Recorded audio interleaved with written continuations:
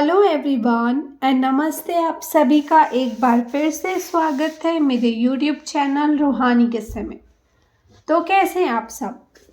आशा करती हूँ आप सभी लोग अपने अपने जीवन में मस्त, खुश, स्वस्थ और व्यस्त होंगे। आज मैं एक और कहानी, सच्ची घटना आप सभी के लिए लेकर आ गई हूँ। मगर कहानी शुरू करने के पहले मैं आप सभी से कुछ बातें डिस्कस करना चाहती हूँ। मतलब मैं ये मानती हूँ कि लाइफ ना सबको, हर किसी को चैलेंजेस देती है। किसी ना किसी को कुछ ना कुछ कभी ना कभी फेस करना ही पड़ता है। और लाइफ हम जितनी कॉम्प्लिकेटेड बनाते हैं ना उतनी ही ज़्यादा कॉम्प्लिकेटेड होती जाती है।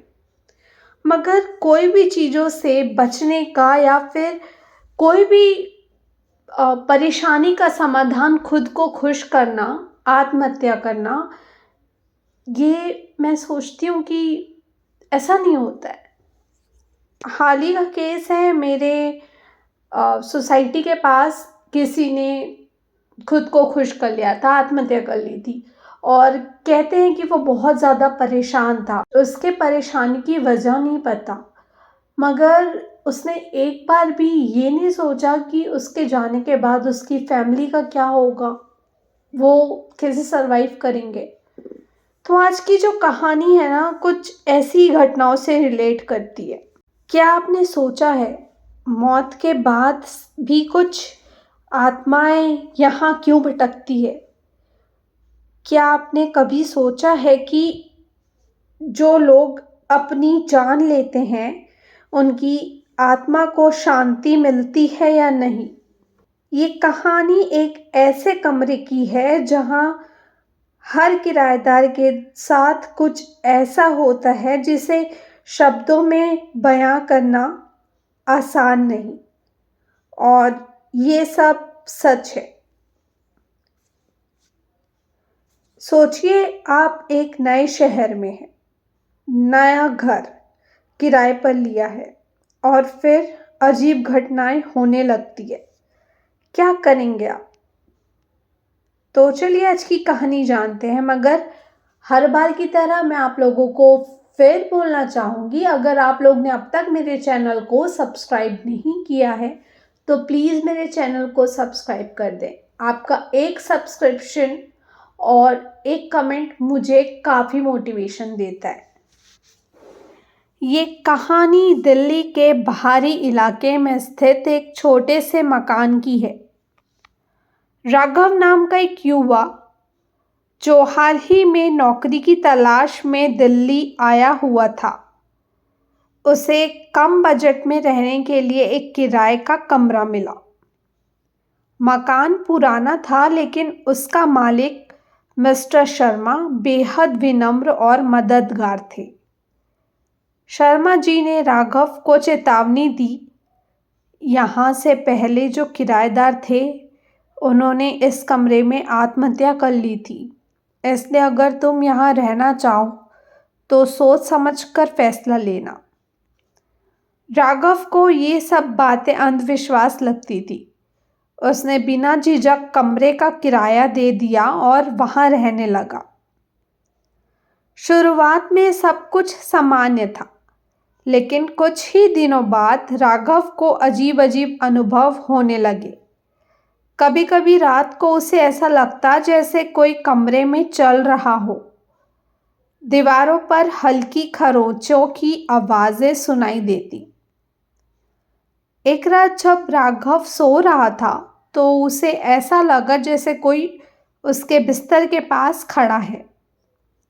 उसने आंखें खोलकर देखा लेकिन कोई नहीं था। अगली सुबह कमरे के एक कोने में उसे खून के निशान दिखाई दिए। यह देखकर उसके रोंगटे खड़े हो गए। राघव ने शर्मा जी से इस बारे में पूछा। उन्होंने अनमने अंदाज में बताया, इससे पहले यहाँ रहने वाला व्यक्ति एक लेखक था। वह मानसिक तनाव से जूझ रहा था और उसने इसी कमरे में पंखे से लटक कर आत्महत्या कर ली।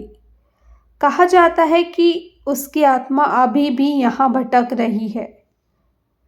राघव ने इसे गंभीरता से नहीं लिया और सोचा कि ये सब उसकी मानसिक थकावट का नतीजा है, लेकिन घटनाएं बढ़ती गई। एक रात राघव ने सपने में देखा कि एक आदमी जिसका चेहरा धुंधला सा था उसके पास बैठा हुआ है और कह रहा है, तुम्हारे पास ज़्यादा समय नहीं है, ये जगह छोड़ दो। सपना इतना जीवंत था कि राघव पसीने से तरबतर हो उठा।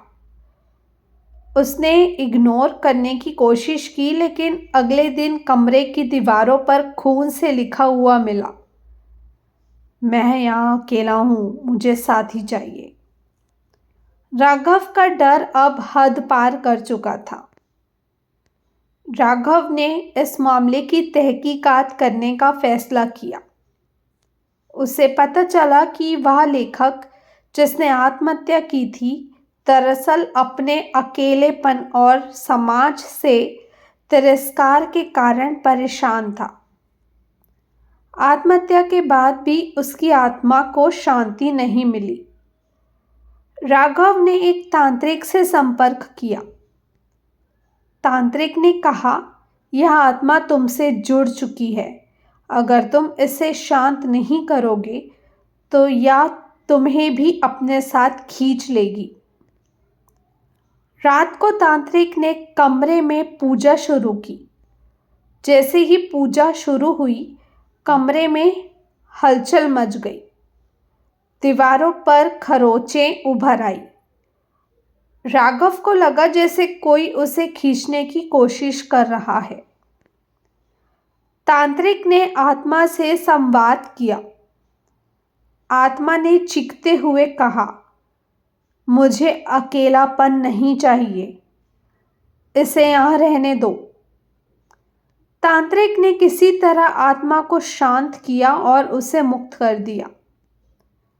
राघव ने तुरंत वह जगह छोड़ दी, लेकिन उसने सीखा कि मौत के बाद भी जो अधूरी इच्छाएं होती है वे आत्माओं को जकड़े रखती है। ये कहानी हमें यह सिखाती है कि आत्महत्या कोई समाधान नहीं है। मौत के बाद भी इंसान की आत्मा को शांति नहीं मिल पाती। तो दोस्तों, कैसी लगी आप सभी को ये कहानी? कमेंट बॉक्स में मुझे कमेंट ज़रूर करिएगा। और अगर ये कहानी थोड़ी सी भी अच्छी लगी हो तो इस कहानी को एक लाइक और मेरे चैनल को सब्सक्राइब किए बिना मत जाइएगा।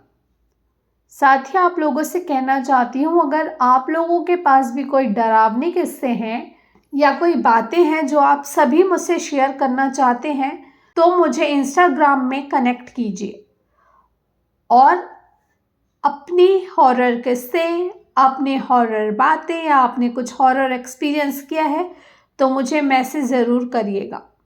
तो चलिए, कल आप लोगों से फिर से मुलाकात होगी एक और किस्से के साथ। तब तक के लिए bye bye, take care and thank you for watching.